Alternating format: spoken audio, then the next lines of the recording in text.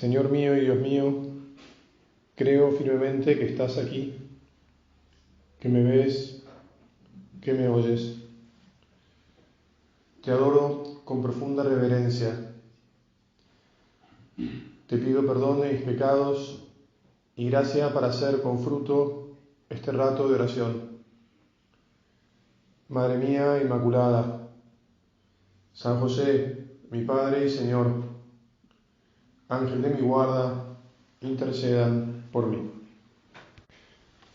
Siguiendo con lo que veníamos meditando, hay que decir, Señor, ayúdanos a comprenderlo una vez más, que el proceso por el cual los seres humanos aprendemos a tomar decisiones libres y el proceso por el cual, porque también es un proceso, nos mantenemos a lo largo de la vida tomando decisiones libres, es un proceso harto complejo. Es decir, no es fácil convertirse en hombre o en mujer libre. Hay un montón de pasos que deben ser respetados en la educación, en la formación, en la libertad. Y no solo en el comienzo, cuando uno va aprendiendo, sino después hay que mantenerlo a lo largo de toda la vida, porque las cosas pueden cambiar y uno puede agarrar mañas, digamos así. Entonces, tal vez una primera idea que vale la pena que mencionemos es la devoción al Espíritu Santo. Es que el Espíritu Santo nos guíe, que le pidamos con frecuencia: ven Espíritu Santo, ilumina mi entendimiento, fortalece mi voluntad, hace que mis sentimientos sientan como deben sentir, bien con lo bueno y rechazo por lo malo. Hace que tenga paciencia conmigo mismo cuando me equivoco y que confíe en vos para volver a empezar y que confíe también en mí para volver a empezar. Hace que tenga paciencia con los demás cuando me toca formarlos o ayudarlos y entonces no me quiera meter en el lugar de ellos. Mira, voy a tratar de describir algunas, no muchas, porque tampoco se trata de ser exhaustivo y esto es un rato de oración y no es una clase, ¿no? Pero ¿cuáles son dificultades que medio mencionamos antes y que vale la pena ahondar un poco? En razón de que uno quiere el bien para los demás, imagínate los hijos o los nietos, o un grupo de alumnos, o un grupo scout, o un grupo de un club de estos que ustedes llevan adelante, o lo que fuere.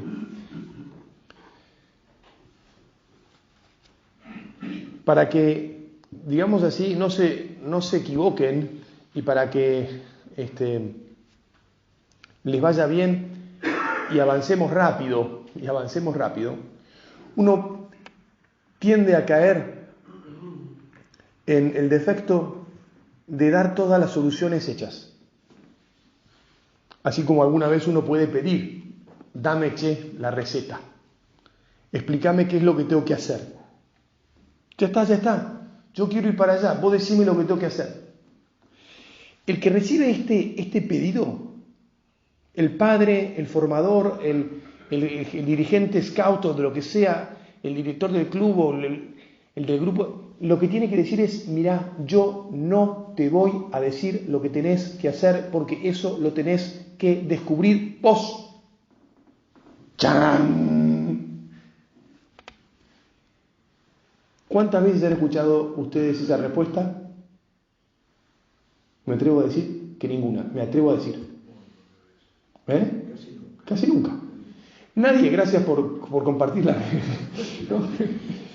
Es muy difícil que cuando alguien te pide que le digas lo que tiene que hacer, vos le digas, no te lo voy a decir?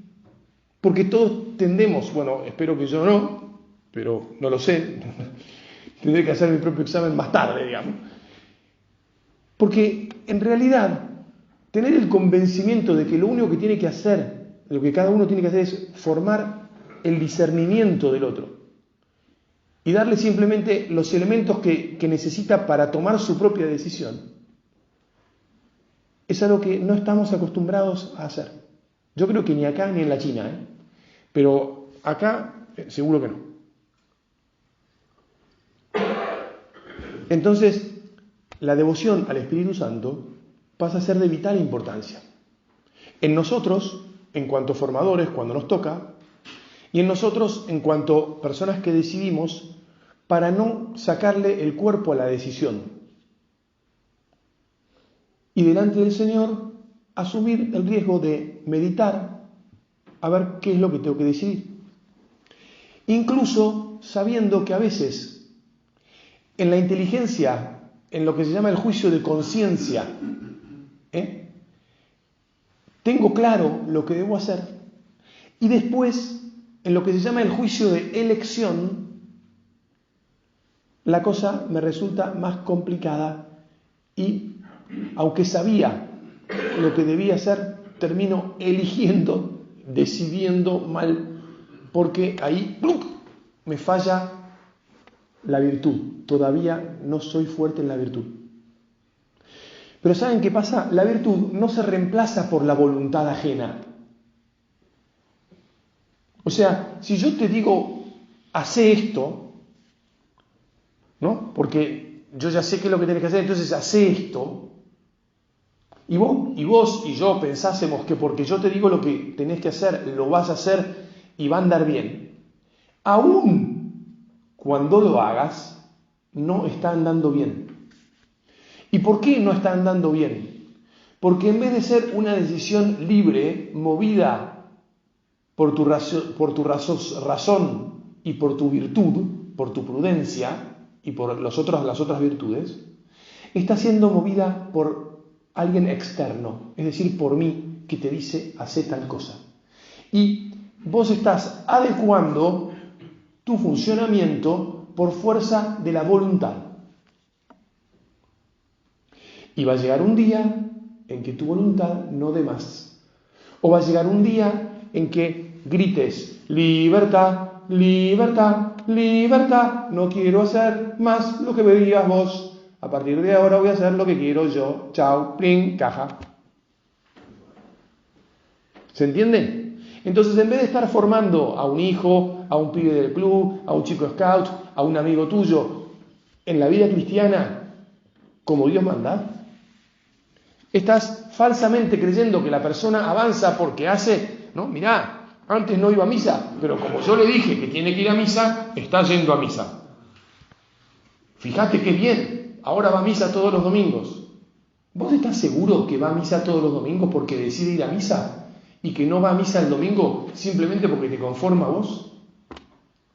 ¿Cuántos chicos a partir de los 12 o 13 años empiezan a ir a misa, o mejor dicho, siguen yendo a misa porque el papá los mira así y entonces el chico baja la cabeza y dice, para eso adentro voy a ir a misa porque si no papá va a poner mala cara, mamá va a empezar a decir no sé qué sabe qué cosa y no los quiero ni escuchar. Pero la verdad es que ya no tengo más ganas de ir a misa. ¿Por qué no tengo ganas de ir a misa?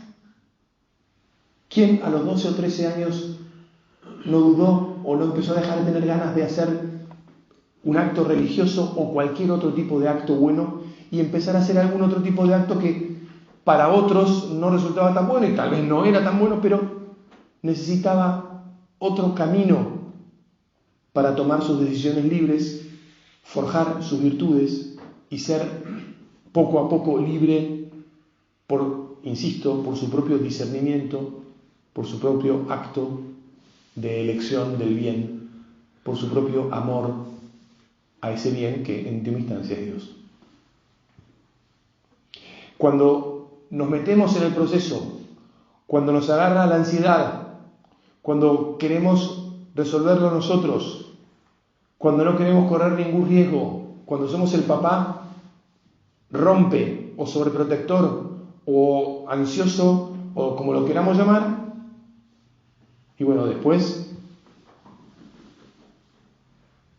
hay problemas.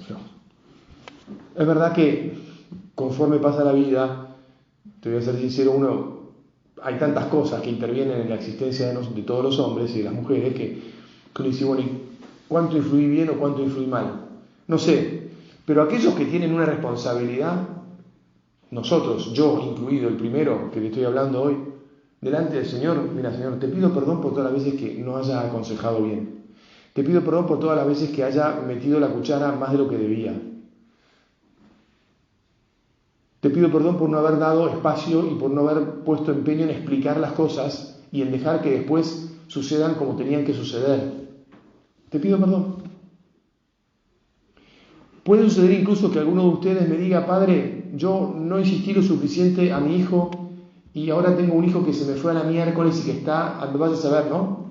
Y la verdad es que me arrepiento porque hubiera preferido que no esté en la cárcel o que no esté de tal lado o tal otro, porque yo lo hubiera querido tener más cerca de mí y ahí lo hubiera protegido y lo hubiera... Mira, ¿sabes qué? Error.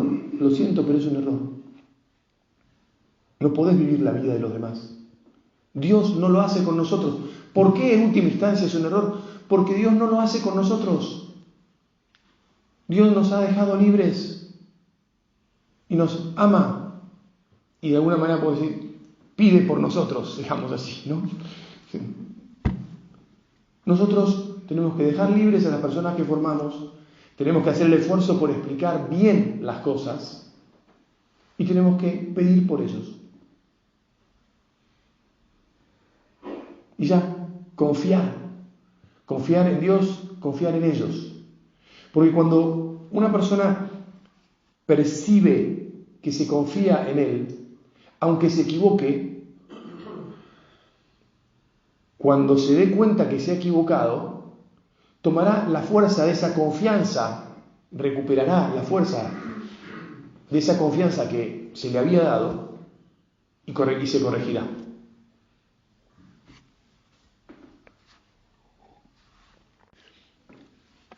Hay toda una cuestión en este tema que es cómo formar justamente en la virtud, porque este proceso de decisiones, en el fondo, no nacemos con él. Yo estoy en el hospital, el 6º piso es la maternidad, de paso les comento, esta semana nacieron 2 hijos de amigos nuestros, de Marcos y de Juan Manuel. Pedimos para que sigan bien, que crezcan bien, pronto puedan bautizar a sus hijos.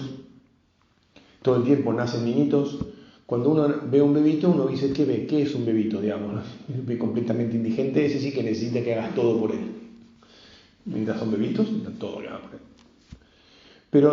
Pero al mismo tiempo, ya se ha comprobado y se sabe que entre los 0 y los 3 años es cuando más cosas aprenden.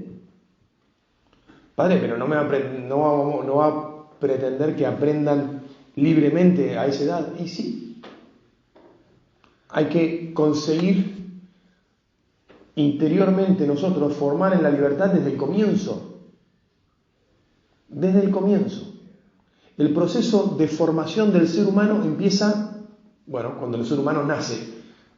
Si querés antes, no sé, pueden poner música u otras cosas que también hacen, pero dejado eso de lado, cuando empieza a nacer, empieza a recibir el amor. Recibe el cariño de su madre, recibe los besos y las caricias, recibe el alimento de su pecho, recibe la voz de su padre, recibe el aliento y las risas de sus hermanos y de los abuelos y demás. Y todo eso lo va formando, le va enseñando lo que es bueno, le va dando seguridad, le va dando inconscientemente, ¿no? Porque uno no puede decir que ese chico sea consciente, pero va teniendo confianza. Y todo eso es real, ¿eh? Lee libros de educación y vas a ver. Cuando una persona en todos esos momentos no recibe todo lo que acabo de mencionar, cuando no recibe eso sí que es la transmisión de la seguridad del amor de Dios a través del amor de los seres queridos, de los que Dios me ha dado para protegerme en su nombre. Cuando no recibe todo eso, entonces después sí se nota que tienen problemas serios de personalidad y de respuesta y demás. Y eso a lo largo de toda la vida, pero desde el principio ya funciona así. La formación es del minuto cero. Y por supuesto, cuando empiezan a tener pequeños, con la conciencia se empieza a despertar, que todo el mundo dice que cada vez se despierta antes por la sobreestimulación que hay, etcétera, digamos, ¿no? En el mundo y por las cosas con las que están en contacto los niños cada vez más. En cualquier caso, hay que saber que es necesario explicarles,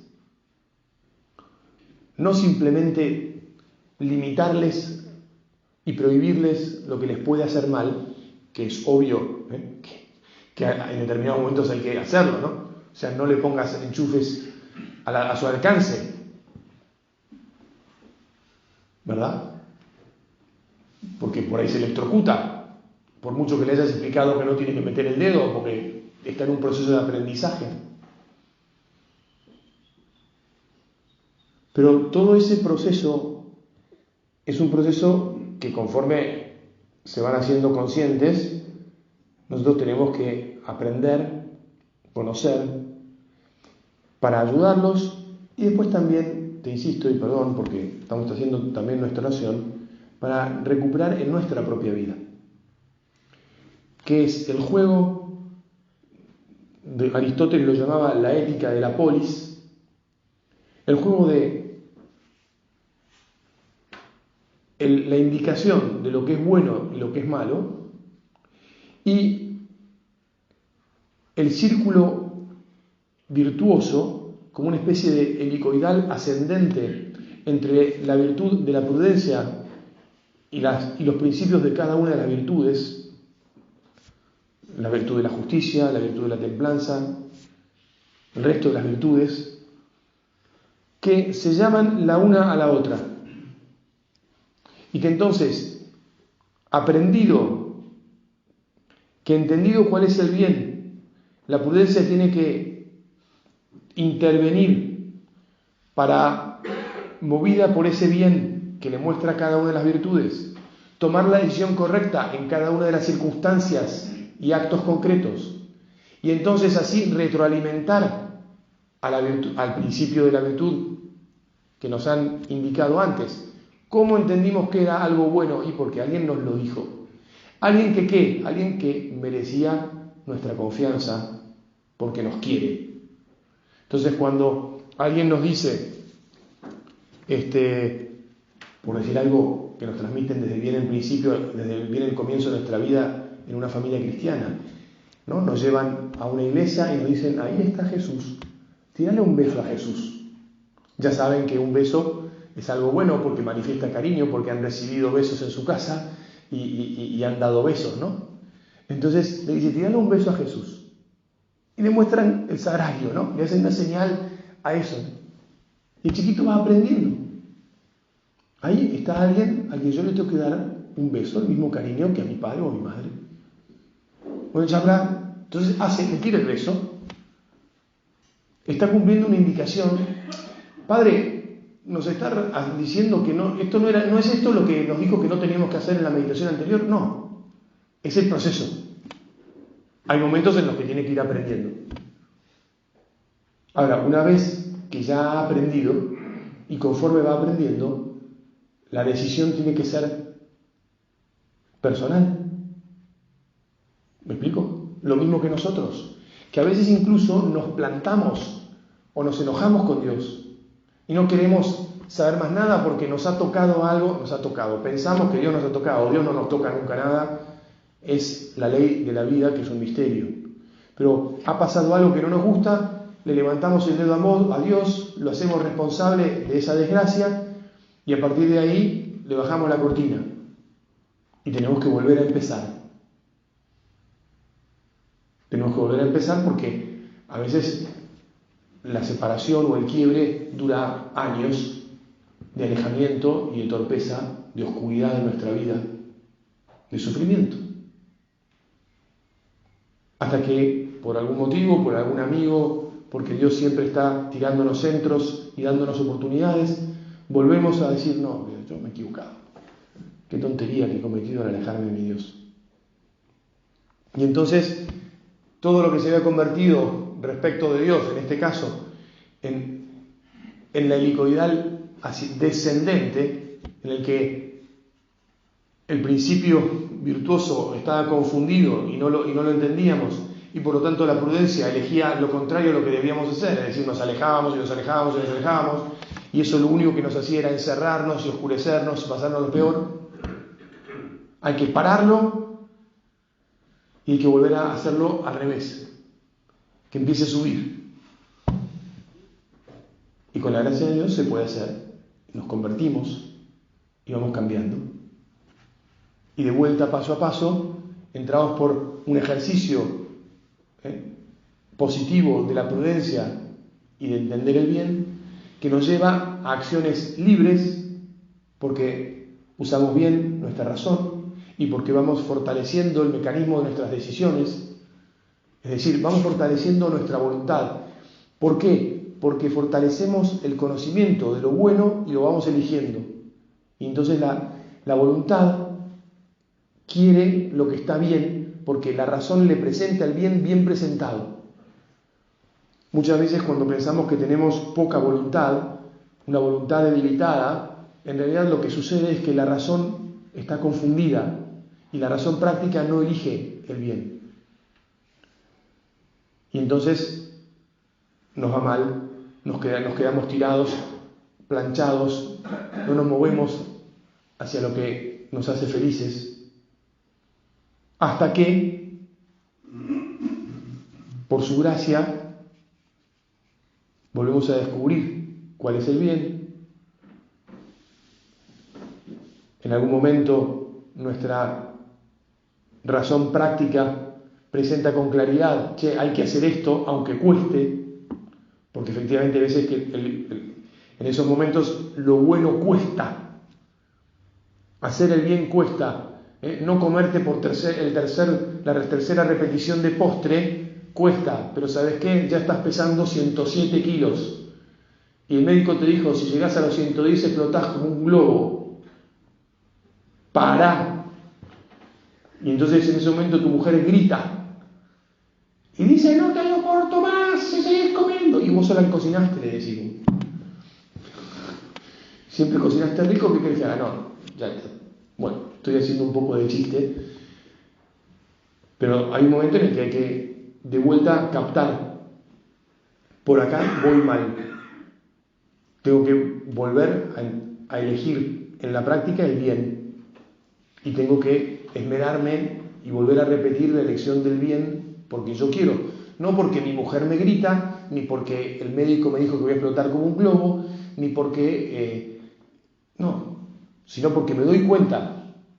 Entre otras cosas me puedo dar cuenta, me va a ir mejor con mi mujer porque me va a dejar de gritar y me molesta que me grite, me va a ir mejor con el médico porque va a dejar de decirme que esto que también me molesta, porque después todo el mundo me dice sos un poco una persona que está obrando como un estúpido, y entonces uno dice, claro, racionalmente, el juicio de conciencia está todo claro, ahora juicio de elección, bueno, listo. Repetí una vez del flan con crema, pero no más, suficiente. Porque además hay otro principio que me dice, la gula también es un pecado, que hace que me debilite en todo el resto de la estructura espiritual. Entonces no puedo comer como un animal. ¿Listo? Muy bien. Y así, un y otro día, empiezo a dejar de repetir por tercera vez el flan y por cuarta. Y voy mejorando. Y recupero lo que me hace bien, pero libremente, ni por los gritos, ni por esto, ni por lo otro, sino porque yo puse de vuelta el mecanismo de la virtud en acción, y de la confianza en Dios y del discernimiento. Hay que decir, y con esta última idea, para ir redondeando y terminando, hay que decir que cuando el sistema se corrompe, cuando no tomamos bien las decisiones y nos malacostumbramos a tomar malas decisiones, es decir, cuando empezamos a repetir 4 veces el flan y ha subido de peso como animales, estamos siendo esclavos del pecado. Porque a la libertad de los hijos de Dios se contrapone la esclavitud del pecado. Entonces también es muy importante la humildad y el pedir perdón y el buscar la gracia y confesarse y el dejar que nos vuelvan a recordar con relativa frecuencia, o con la frecuencia oportuna, digamos así, los consejos. Pero los consejos, no las decisiones. Se equivocaría tremendamente el cura si te dijera, mira, a partir de ahora solo vas a hacer esto y esto porque yo te lo digo, y si no lo haces, me llamás por teléfono, venís a ver, me mandás un mensaje y te voy a poner una multa de que te duela tanto que, bueno, como una especie de pacto así. Y no, porque no es por una obligación humana que uno empieza de vuelta a, ¿me explico?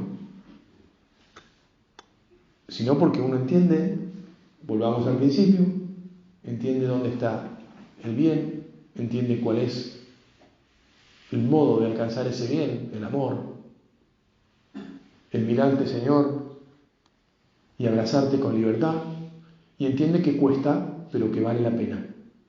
Que vale la pena porque es lo único que llena. Y que por lo tanto no actuamos porque otro nos lo dice y porque quiero complacer a ese otro o porque quiero complacerme a mí mismo en determinado funcionamiento, sino porque Dios me ama y esa es la manera de corresponder y de ser feliz por su amor.